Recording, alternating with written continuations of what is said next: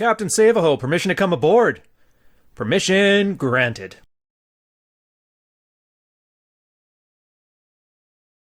What is it we do here on the Red Pill? We swap notes. Now, I'm sure a lot of people have heard all kinds of different stories about us, so I'm here to give you a glimpse inside the locker room. Who am I? I'm Ryan. I used to be one of these guys. Just like you, I was good with women and relationships, but I wasn't great at it. And when hard times hit, things got tough, and it turns out there is nowhere for a man to go to solve these problems and learn to thrive. So, we built this space based on the experiences of hundreds of thousands of men just like you. It's men swapping notes, iron sharpening iron. Welcome to the locker room. Last year I dated Billy for 6 months. He had been a close friend of mine, so I asked him out. What started as a silly date blossomed into a beautiful relationship, the best one I ever had. It was fun. He helped me get over my traumatizing ex. He helped me keep tabs on my mental illness. I'm bipolar and on medication. We chilled, we danced, we ate, we watched movies, we shared memes, and we loved. No fights, no crying. Next thing I knew, we were interning in different companies, and I ended up cheating on him. 2 months away from home and away from him, my mental health was deteriorating. I hardly remember why I did what I did. It was abrupt because Billy and I were happy together. I kissed Chad. I felt guilty. I still do. Billy was ready to accept that and wanted to help my messed up brain out of guilt. I broke up with him and started to date Chad. Initially with Chad, I felt a bit objectified. But after a couple months and a few fights, he started to open up and work on himself. Even though our tastes hardly match, he puts a great deal of effort to make me happy, and I do the same. It's been 8 months now, and I'm happy, but the guilt hasn't washed away. I see Billy. We're still friends. We talk a lot, even now. I love Billy. I tell him this thing every now and again, and so does he. I've told Chad that I can't get over Billy, and Chad understands, which is amazing. The difference lies in how much I'm able to connect with these guys. Billy and I literally complete each other's sentences. We both love Avengers, both love memes, poetry, art and craft, talking about the stars, and magic. Chad hardly relates to half those things, but I say he makes an effort always. What makes him special to me is that Billy knows this entire situation, Chad doesn't. Billy suggests we take a break and work on my mental health. Currently, he doesn't want me to come back to him without having worked on myself. He's ready to be there as a friend for as long as it helps. Chad doesn't really know how to handle my bipolar highs and lows, even though he tries. But he's just not able to do it in the same way that Billy does. I tried breaking up with Chad, but he ended up making things all right. Billy has never been the same after the breakup, and I don't want the same to happen to Chad. What should be my next step? A couple of terms before we get started. Skittles Man. Skittles Man is a concept that came from an old Royce post back in the early 2010s. He brought up a post where a girl was absolutely hysteric, talking about 2 boys. The one guy never gave her anything, treated her horribly. She mentioned one time he gave her a bag of Skittles as a gift, and she was absolutely infatuated with him. The other one was a guy that she completely resonated with and connected with on a bunch of different levels, and yet she kept going and sleeping with the guy that gave her Skittles, and thus the term Skittles Man was born. The purpose of it is to understand that being a girl's best friend is not the same thing as being her lover. Being her best friend is actually detrimental. When you're talking to somebody, you're either her girlfriend or her boyfriend. And if you're not the one, you're definitely the other. The purpose of this is to get guys out of their own heads and stop thinking you need to be friends with your girl. You don't. Your lover's first. The friendship stuff comes afterwards. From the most part, it comes from guys who have a hard time making friends outside of their relationships, and so they use the girl in their life to fill that need, which is a horrible thing to do because you're putting extra responsibility on a relationship and putting a girl in a role that she neither wants nor can handle. If there was any doubts, this field report here is a perfect example of that.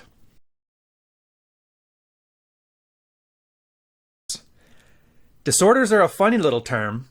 A lot of people mistake those for disease, but they're not the same thing, and I'll tell you why in a second.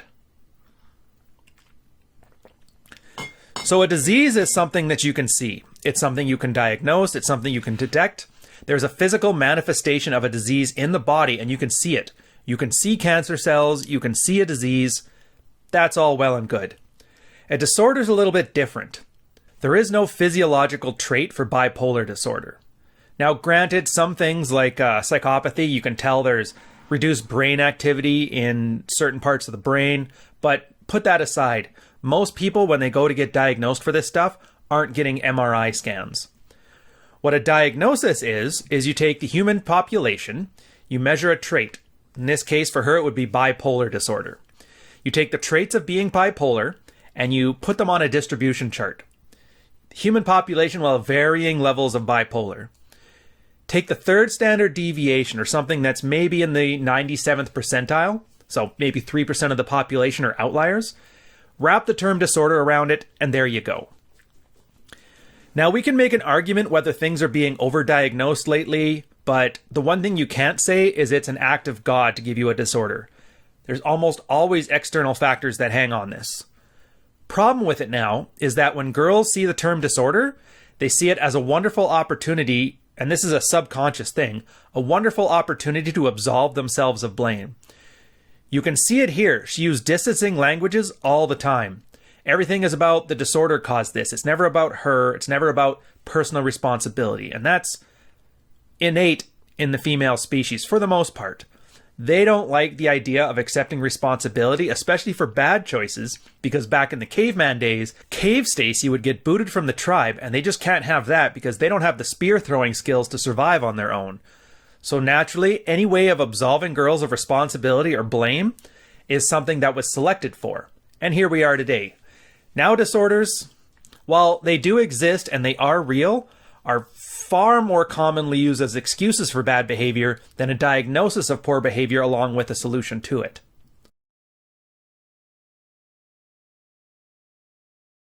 Rooting through the garbage.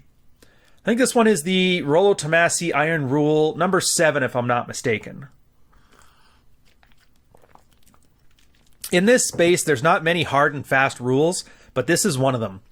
The amount of time you could spend repairing a relationship could much better be spent on sourcing a new relationship or none at all. These people broke up for a reason, and I don't know if you noticed, it was because she took advantage of all that free validation and friendship he offered, and then went and slept with the first guy that gave her tingles. At this point here, you can even see in the language, he's thinking about taking her back, but he wants her to work on herself. When she describes it, though, it's basically guilting herself into going back with him.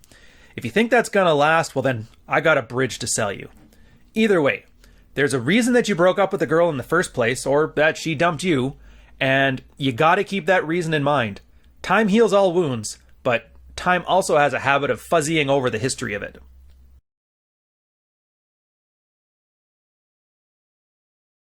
My advice, I don't do advice for women. I don't like it, and they don't generally follow it, and for the most part, they just want to be able to process the feelings, so in this case, I'm going to give advices to Billy.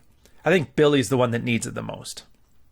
The fact that he dumped a girl when she was cheating on him, it's a good thing. Everybody can say that.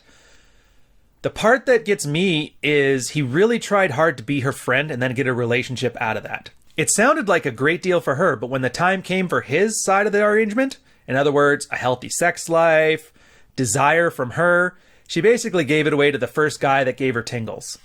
Right there, the fact that Billy didn't take that as a huge sign of things to come is beyond me. Put aside right now, there's no such thing as a long-distance relationship. There's breakups and there's long-distance relationships, and they're basically the same thing. On this case, why he would still hang out with her as a friend afterwards boggles the mind. He's basically downgraded the sex that he did get, and I would wager it's probably not as hot and heavy as he was getting with Chad. But the sex he did get, he basically said, that's okay, I'm giving that up because I can't trust you, but I'm still giving you all the validation and friendship that you require. If you'll notice, nowhere in here did she mention anything that she offered to him on a friendship level, other than shared interests. To be honest, he needs to have enough friends that he doesn't need another one that has this history with it.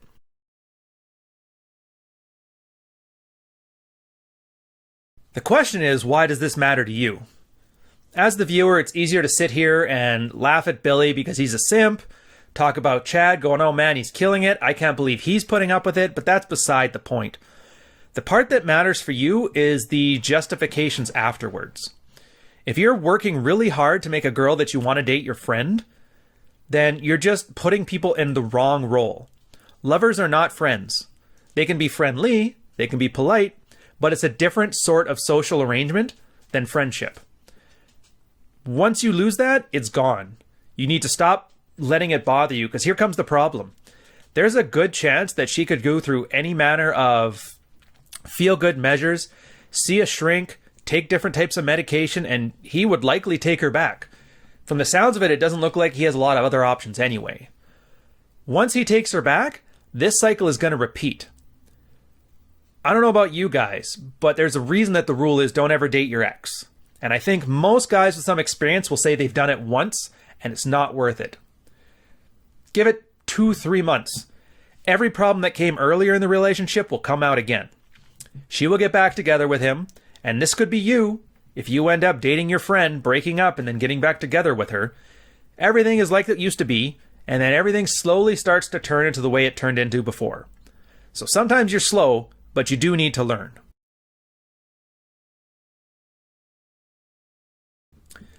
An alternative, this one is easy.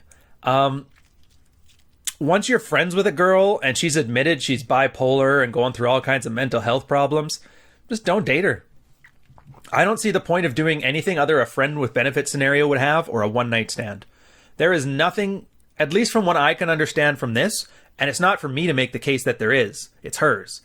There is nothing she offers us in the relationship other than sex. So, if that's the thing, fill your boots. Trying to save this girl from herself is probably not the best choice. So what normally would have happened here is maybe they would have gone out, in her case, her pity date, blossom into a relationship, they have some sex, they keep it light, they keep it friendly, they share all these Avenger memes, and he goes on dating other people. Funny thing happens too. Do you remember where I said before how disorders aren't the same thing as a disease? Well, in the same way that a guy's mother-in-law can keep her act together when the husband's around, but not when the daughter's around, girls can start acting right when they're incentivized to do so. I guarantee that this girl puts more effort into acting right around Chad than she did around Billy. And Billy kept rewarding this by trying to save her from herself. So not only is this bad from his perspective, but from her perspective, he's not giving her any incentive to alter her crazy behavior. Literally ruining women by being too nice about it. So an alternative to this, I would just say it's not your responsibility to fix people. It doesn't sound like she wants to be fixed. It sounds like she enjoys the emotional highs and lows. And the fact that it offers mystery in her life that absolves her of responsibility while other people are there to pick up the pieces. I don't know about you guys, but I expect better of myself, and I'm assuming guys should be expecting better of themselves. Unfortunately, they don't. So here we are. Hit subscribe, hit like, you know the deal. On that note, we'll end this one there.